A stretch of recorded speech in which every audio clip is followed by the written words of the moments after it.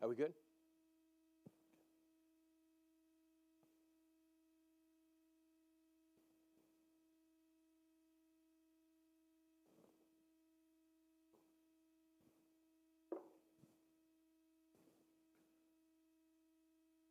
Very good. Want to welcome you today to Empowering Pastors Leadership Training. It's been very exciting. The last I think it's been 2 weeks to be our third week on Team of Teams. This is a phenomenal teaching if you're going to be able to grow your church or grow your business. Because either way, you've got to be able to build teams. If you can't build teams, then it's just you. There's nothing wrong with just you.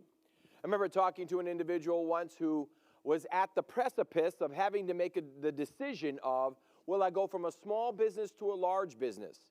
And I spoke with them and I said, well, that means you're going to have to hire help. You're going to have to do this. You mean I'm going to have to manage people? And I said, yes. He goes, I'll stay small. And he did. He did exactly that. For his entire business of 40 years, it was mainly just him. And every once in a while, he'd hire somebody else. He made a living. But he didn't make what he could have made. He didn't accomplish what he could have accomplished. There is no way that you and I can do what we need to do properly as significant leaders to produce a significant result without generating followers, without generating, developing, maturing teams. So every one of us are responsible to develop teams. Now, last week we went over some of the basics, and that was you're either going to have deep roots or you're going to have shallow roots. The shallow roots are those that are literally like a pine tree that is mainly just you and a few fragments. Nothing solid, nothing that's going to bring any depth to your company or to your ministry or to your department. But if you're going to be a deep-rooted person, you've got to be able to see way past just you, see the next generation of leaders, and then see the next generation of leaders. You have to be at least seeing 2 to 3 generations to understand that that's what's going to bring deep roots to you. That's going to bring greater success to you. That's going to bring longevity to you. But many people want it now. I've talked to some pastors and they said, well, I want to do that, but it's going to take a long time, isn't it? Yeah. But if you don't start today, don't worry about it. You're never going to get it done. That's the problem. Everybody wants to start it and finish it today. How many of you know that Jesus didn't even do that? He didn't. We find here in Matthew chapter 4 where Jesus called the disciples. And Jesus walked up 4:18. While walking by the Sea of Galilee, he saw 2 brothers, Simon, who was called Peter, and Andrew, his brother, casting a net into the sea, for they were fishermen. What were they? They weren't preachers. They were fishermen. They weren't leaders in the aspect of, well, we do know that Peter had at least 3 boats. But in this capacity, he was mainly fishing. His hands were on the plow.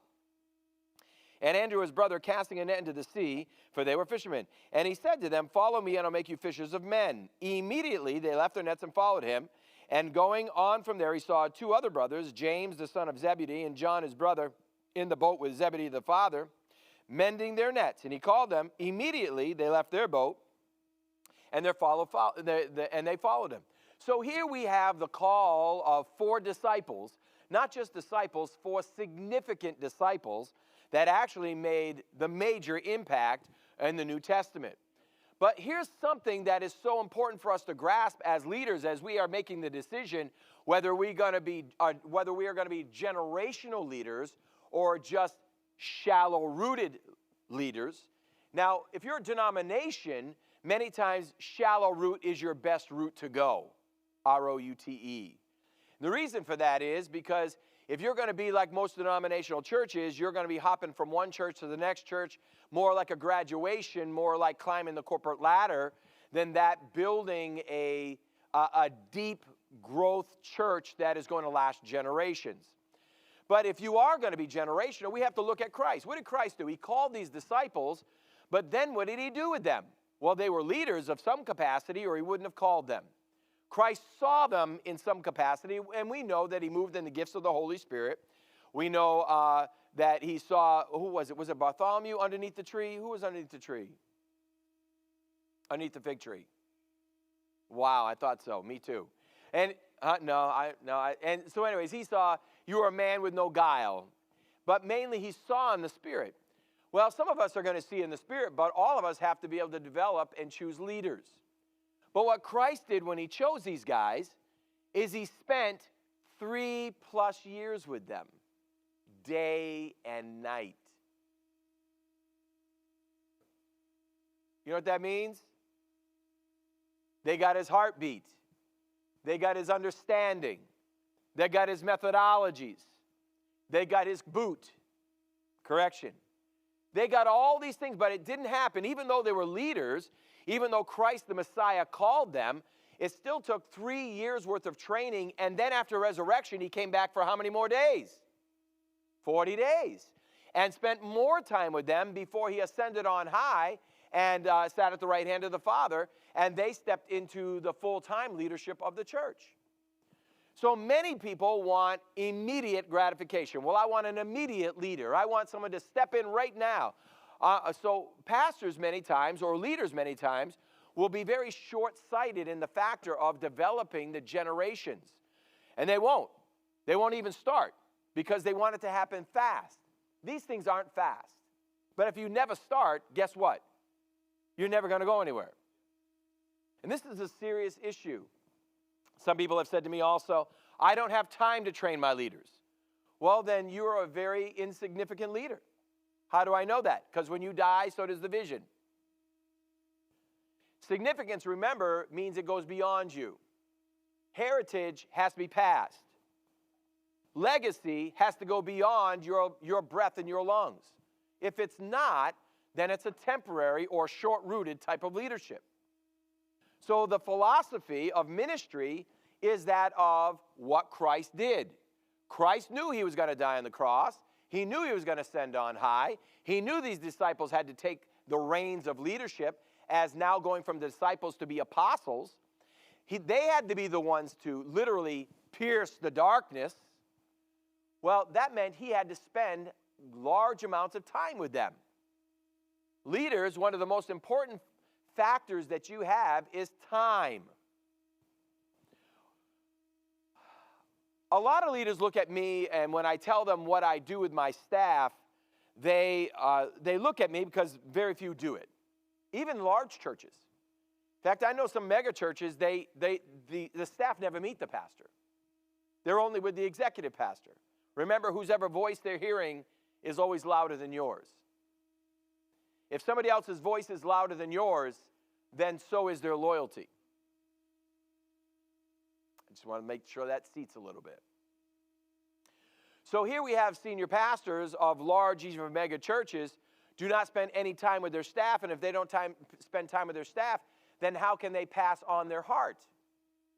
One of the greater things that you can give somebody is your heart. I've always learned this, is that most leaders, out of convenience,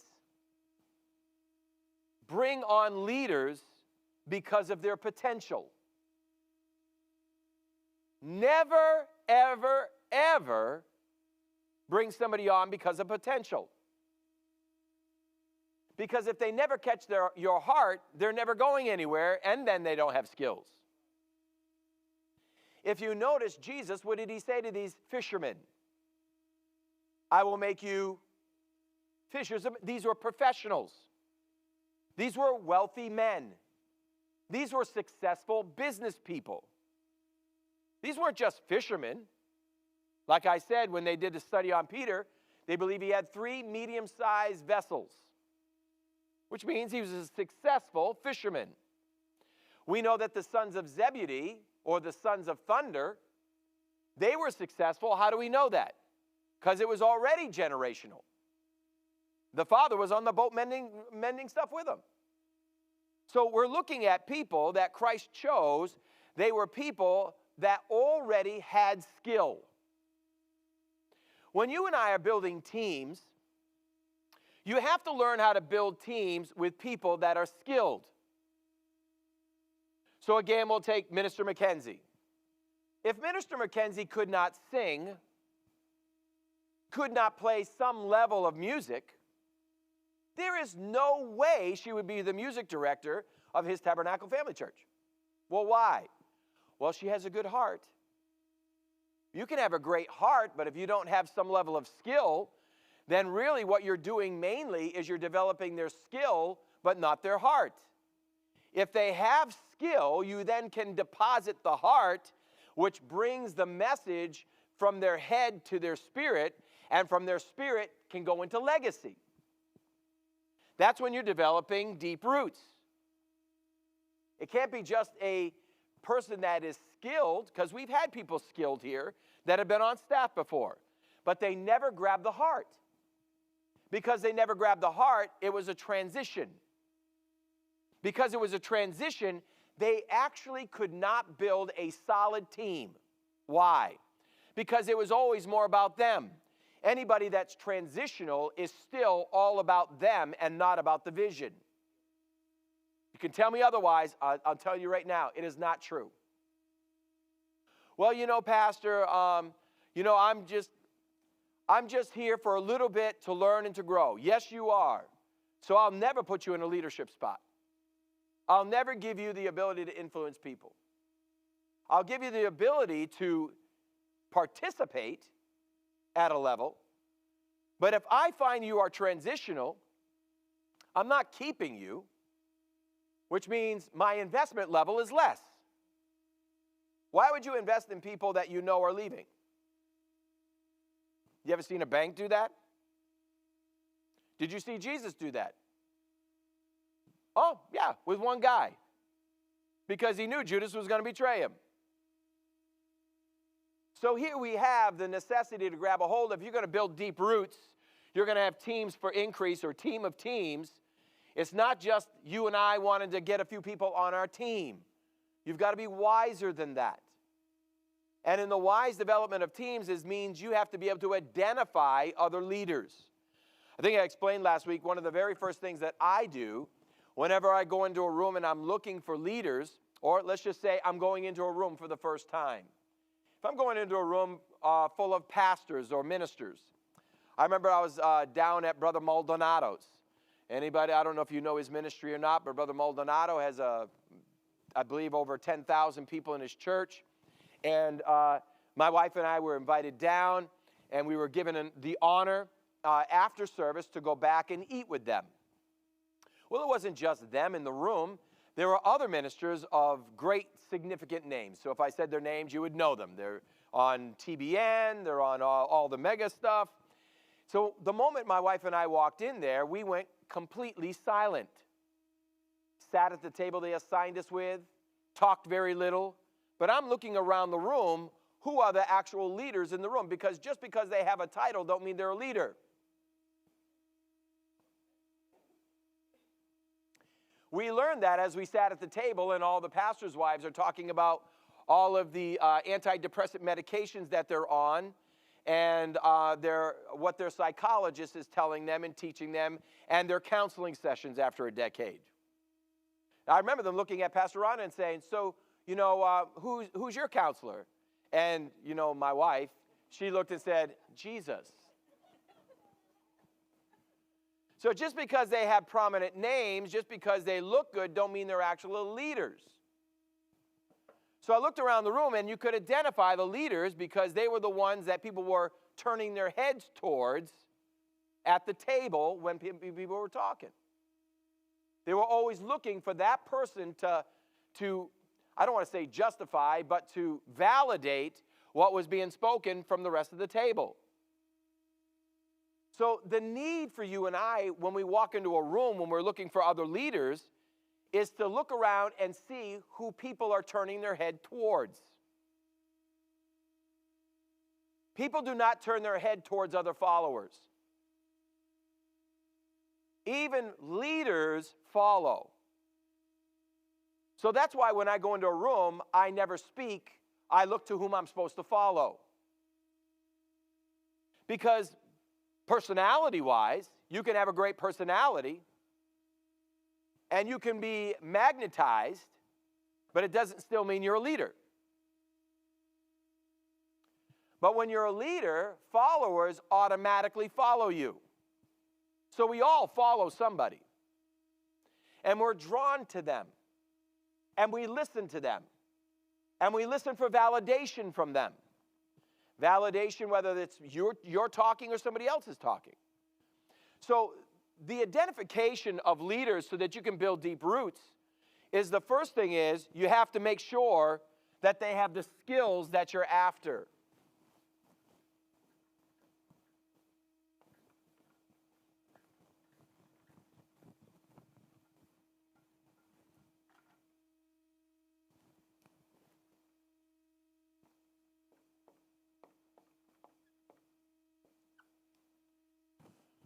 Skills are very important. Why? Well, a skill means what? Skill is the ability, or whether it be natural or taught, the capability of accomplishing a task. Skills have levels. You don't want a podiatrist doing brain surgery. Not because they're not doctors, but because their skill sets are different. So one of the very first things you do is you've got to identify the skills you want.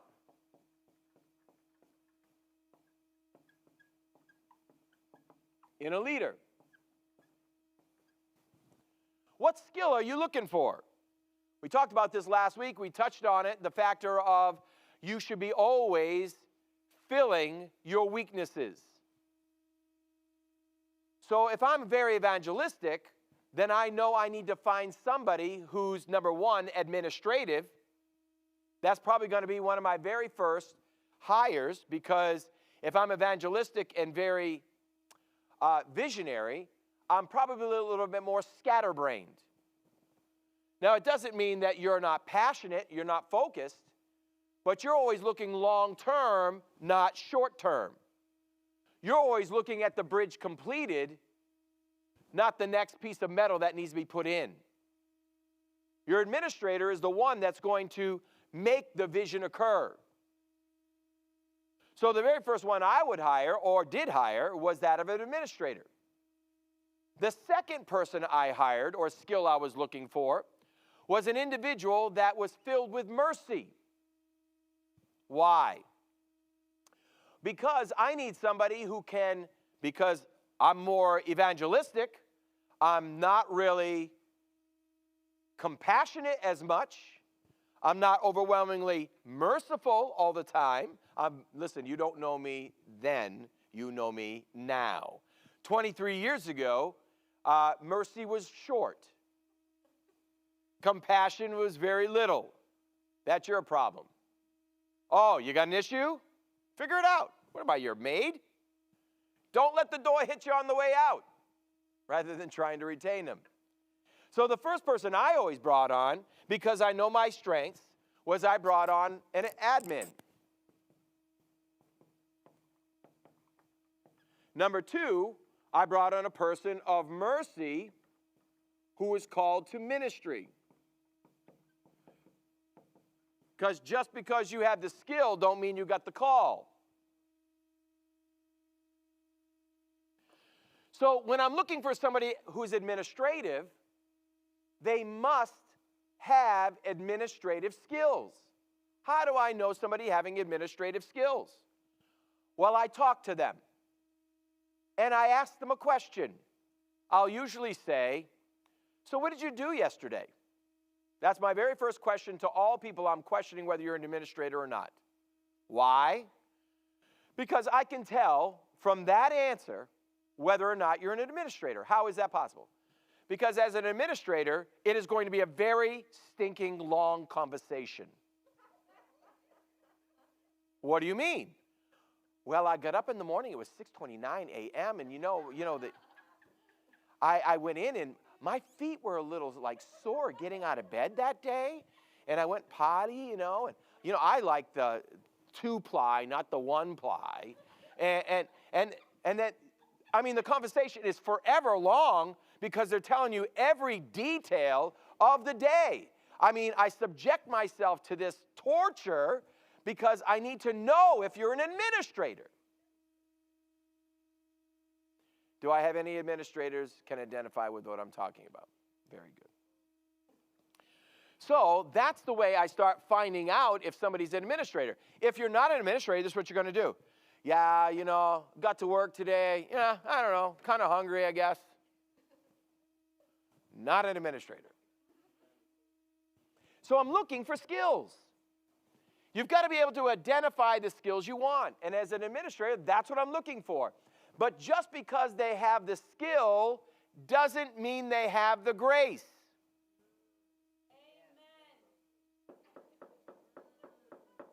What does that mean? Well, to remind you what grace means. Grace means power. I remember one time I hired a secretary, and she was the secretary of the church. And she was a great lady. I mean, really a great lady. And she actually stopped coming to the church because I hired her as a secretary. When you hire somebody out of their grace, they can't handle it, and they leave. So that's why you got to make sure that you're not sacrificing somebody to get their abilities. Is that all right? So this woman came in, and as a church secretary, you're hearing stuff that most people aren't hearing. You're hearing not only the good parts about church, but you're hearing a lot of the bad things about church. You're seeing a lot of the bad personality traits of the ministry. And if you don't have the grace, you can be a great secretary, but get a bad attitude because you weren't created to do that. So just because somebody has skill doesn't mean that they should be in that position of your team. So I then start testing them. I throw things at them, seeing their reactions. I hear my administrator laughing, the prior administrator laughing. She was tortured, and it was because I needed to know the capacity that she could take. Because the capacity that she could take would determine how long she's going to remain. So once you start identifying the needs you want in them, then start finding the skills you have in them, then you have to start testing whether they can handle the grace to be in that posture. You can have somebody who has phenomenal skill sets but has a low EQ. Therefore, they'll go into depression. Now, for those who are watching online, I would encourage you to take emotional quotient assessment. You can go to my website, and that is empoweringpastors.com. And there's a link that says resources, assessments, and you should take the emotional quotient. Emotional quotient is different from the others. You have IQ, which determines your intellect. That doesn't usually change. You have your EQ, which is your emotional quotient.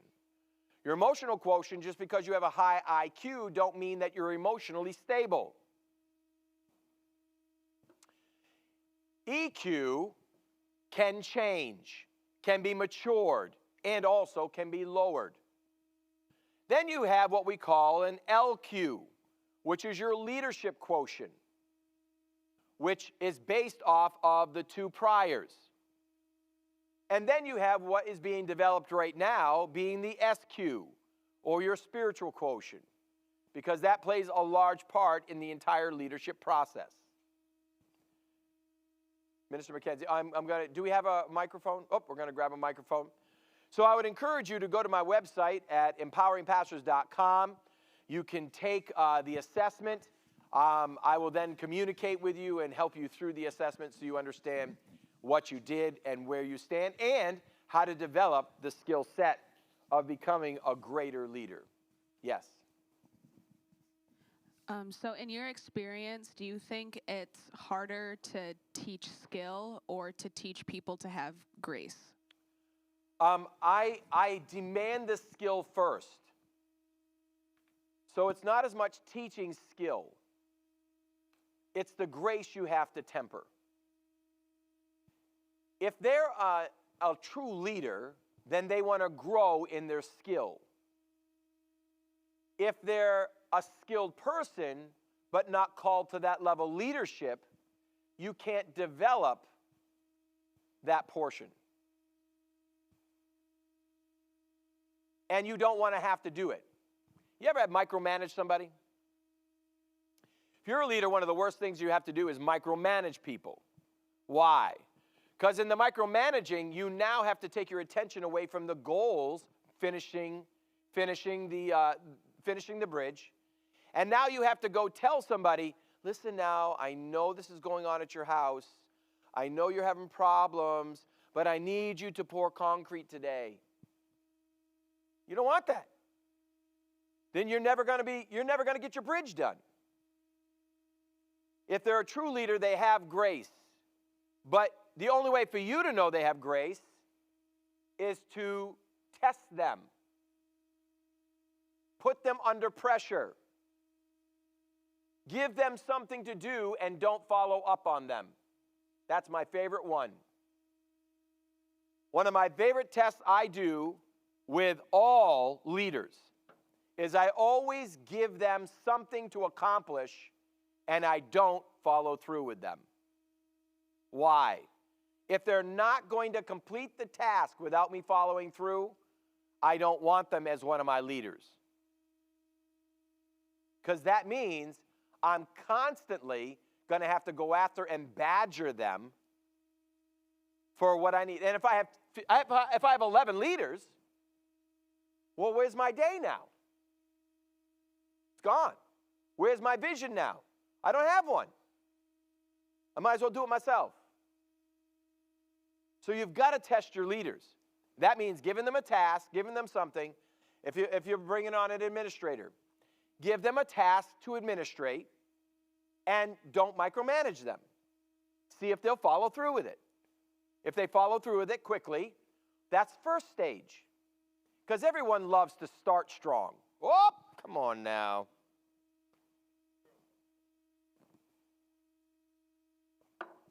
Everybody wants to start strong. I don't need a strong starter. I need a strong finisher.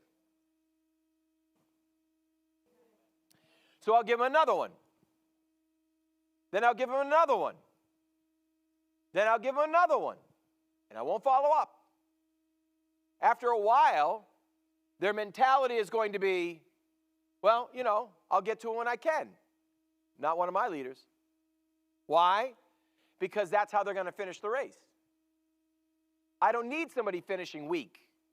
I need somebody finishing strong. And if they're going to be weak in the middle, they're never going to be strong at the end. That's good teaching right there. If I'm looking for a person to do another one of my weaknesses, which would be creating an environment of stabilization of family, then I need somebody with mercy that actually feels what other people feel, that actually cares what other people care about. Now, that will be, and I'm going to couple that with the other motivational gift of leadership, to where those two gifts need to work together, because if you have somebody with mercy, but they're not a leader, then what's going to end up happening is they're going to be always chasing the problems and never creating resolve. You need to be moved, but not so moved that you're moved. So I don't know where you need and what you're looking for in a leader, but you all have to develop leadership teams if you're going to have deep root systems. So therefore, you have to ask yourself, what are my weaknesses and what are my strengths? I knew this one pastor, he was horrible with people. He was a great guy. One-on-one, phenomenal. Like, the dude caused so many of his own problems because when he got in a group, he said the dumbest things. So I looked at him one day and I said, listen, man, I'm your friend. I need you to create a buffer between you and the people. He said, what do you mean? I love people. Exactly what I just said. What do you mean? I love people. Yeah. You're crass. You're too direct. You're too demanding. You're a jerk. So what happens is you can't keep people. So I said, you need a buffer. And I helped them find a buffer. We hired an individual that had leadership and mercy, and they went in, and they were the buffer between the pastor and the people. And they loved the church again. Because the pastor, if they communicated, they were leaving. But the mercy guy, who was my brother-in-law is Chad Mays. Chad Mays, for those who don't know, was an assistant pastor of a church. And the man he worked under was a friend of mine. But the friend of mine was that guy. Chad went on that job. Chad took on that ministry, and he became that buffer between the people and that pastor. And that pastor is no longer here. He went home to be with the Lord. That's why I can bring up the example. And he became that buffer to where now they started retaining people. So where are you? What are your skill sets? You see, like we talked last week, you cannot generate the next level or go deeper or create team of teams until you recognize what teams you need to create. Once you've created the weaknesses, this is important now.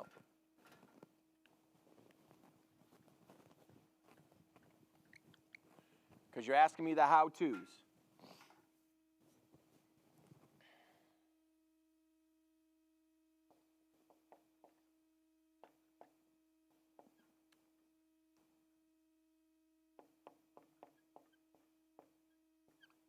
Once your weakness is filled, then you want to help the people that you set in order, or actually better, the other way we have it, the way we run it.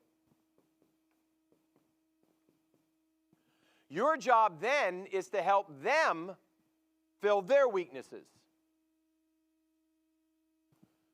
So you filled your weaknesses with these people. Now your job as a leader is to train these people how to fill and identify their weaknesses. So what you're doing now is you're creating tiers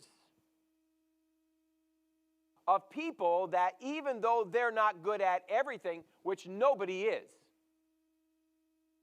nobody's good at everything, is now you're creating tiers of people that now you'll be able to call legacy. Because now, the deeper it is, the deeper the root your teams are, if you die, the church doesn't.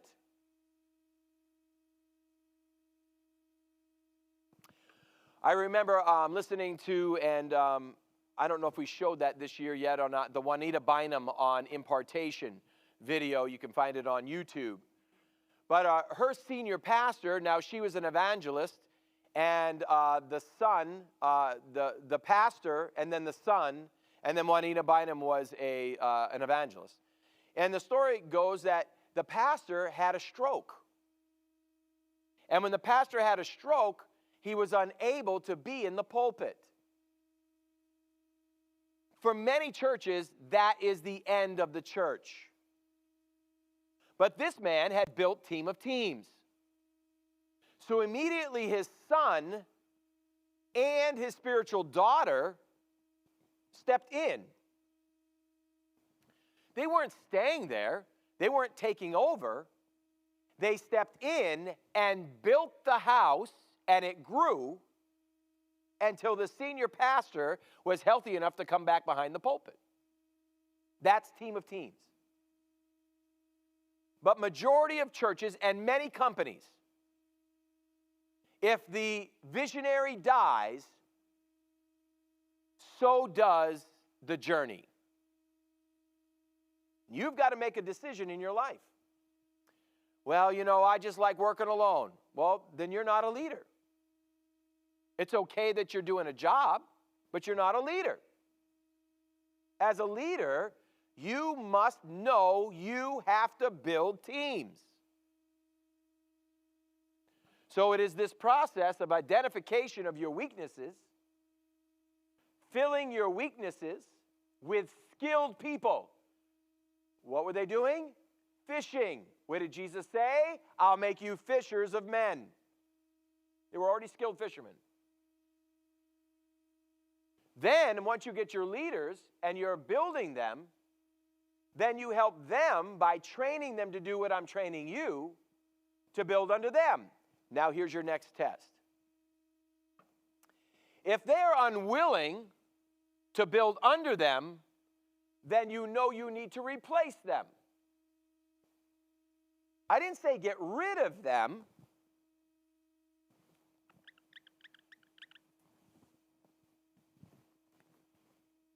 This is the new guy.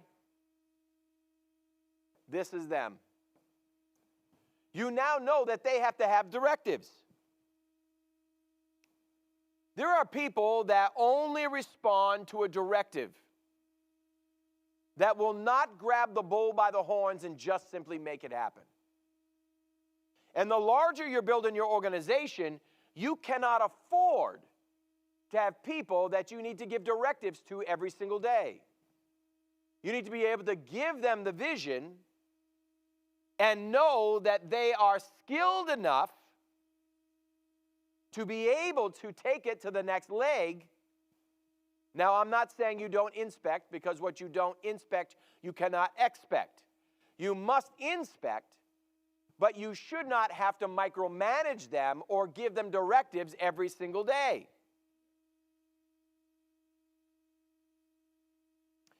So these are some of the ways that I build teams.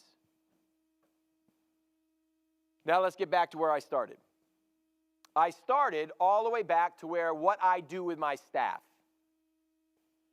On Tuesdays, this is our 8th year. For the last 8 years, on almost every Tuesday, when my wife was going through her health issues, and I wasn't here as much, and I apologize for that, but home first.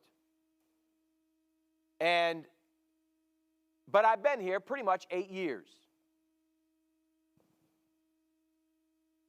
But this isn't just what I do with my staff. I then take another whole morning, and all morning long on Thursdays from 8 a.m. till 11:30 a.m., we're at restaurants. On Monday, I do our campus pastors. Now, because there's so many, on Wednesday, I now do another segment of pastors there. So on Monday, Wednesday, and Thursdays, my mornings are wrapped up with my staff, sitting down and eating with them, finding out how they are, how are their families, how can I help, what can I do, how can I build you, how can I love you, and to give them my what? Because if they have skill but don't know your heart, then ultimately they're just a hired hand. The scripture calls it the difference between a shepherd and a hireling. A hireling is just waiting for somebody else's bigger flock opportunity. A shepherd has the heart of a shepherd, genuinely caring. So all of this, what I do on a consistent basis, I'm only doing for one reason, and that is because I want the pastors that I'm working with, who have literally taken my weaknesses and made me strong, I want to make sure that they're not only growing with my heart, but if they need something, I'm able to give it to them. Whether it's instruction, whether it's correction, whether it's pushing, prodding, whether it's realignment. You can't know that if you don't spend time with folk. I have found some leaders excommunicating other leaders because of an action. They judged them concerning an action, but never understood the heart. I've found many times that if you understand somebody's heart, even though their actions are twisted, there's grace to be given because it's beyond just an action. You're talking to a person. And you can know whether or not you can develop them out of that or you need to replace them from that. So whenever I'm developing team of teams, it takes time. If you don't want to invest time, then know you're shallow, and your church will be shallow. Your business will be shallow. And it, over time, will end up folding when you die. But if you want legacy, it's going to take time. Talk church. Your first year at the church is your honeymoon. Second year of your church, honeymoon is over. The devils will rise in their heads. The community doesn't even see you as a stable person in the community until 5 years. The average stay of a pastor now is 4 years. So what happens? Nothing. The average stay of a youth pastor is less than a year. The average stay for a worship pastor, I think, is 8 months. No one you can find a children's pastor. They're like nowhere. So the key is not getting somebody who's just going to be short and leave. Why? Because then you have to retrain them. I was talking to Lou Lamphere, who trained me in business, and he said to me, in the company he ran he was regional manager over a large insurance corporation. Many, multi-hundreds of millions of dollars, the company. And he said, we have to vet these people who want to be insurance agents. We vet them hard because if we hire them, put them through all the training, get them all of their state certifications, and then they quit, it's cost us hundreds of thousands of dollars because it's not just the hire, not just the training, but now we got to rehire and retrain. So remember, people that are not visionary are always short-visioned. They only see the feet in front. And according to the gifts, that's what some people have to be. I want my administrator to see what color toenails somebody has. I want the details because I don't have any. I don't have any. People call me. Jen said, you have said it today. You have You know what I heard? Tomorrow. What I heard was you have tomorrow. What did I hear? Yeah. And I said, I don't know what tomorrow is. So I said, call Corinne. Well, she's sitting in the office. That's nice. But all I heard was, I don't even still know what you're talking about. I had to cut something. Rock Solid Faith on Thursday. I was doing prayer and fasting what? Content. Oh. Yeah, I'm not. Yeah, probably not. But you're welcome. That was great details. But I just said call Corinne because I don't know what the heck. Because the reason they don't allow me book anymore is because I was booking double and triple people. And people get mad when that happens. When they stand out in the hallway and say, it's my turn. I had an appointment. And so did the other two people. You learn your skills. Learn your weaknesses. Staff your weaknesses. But don't just staff them, prove them. Once you give somebody a position, it's very hard to take that position back. In fact, pretty much impossible. Don't hand them out. Grow your team smart. Take the time. Train them. Mature them. Prove them. And then you won't be shallow. You can be deep. So that's how you start building your teams. Say this with me. Time. Your time.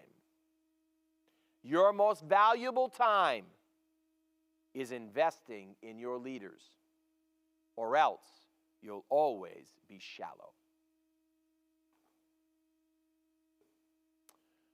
So again, one more time, if you have not yet taken an emotional quotient assessment, I would strongly encourage you to do that.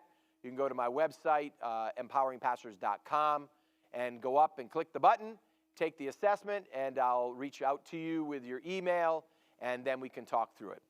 Everyone have a tremendous day. Don't forget we have Empower Summit in the month of March. We're finalizing our last speaker, but it is going to be a tremendous time. That should be up on the website to be able to register by the end of this week. So if you go to empoweringpastors.com, you should be able to register for the Empower Summit coming in the month of March. I hope you have a tremendous day, and grow your team, pastors. Grow your team, leaders. Grow your team, business folks, so you can have a legacy to leave to your family. Have a great day.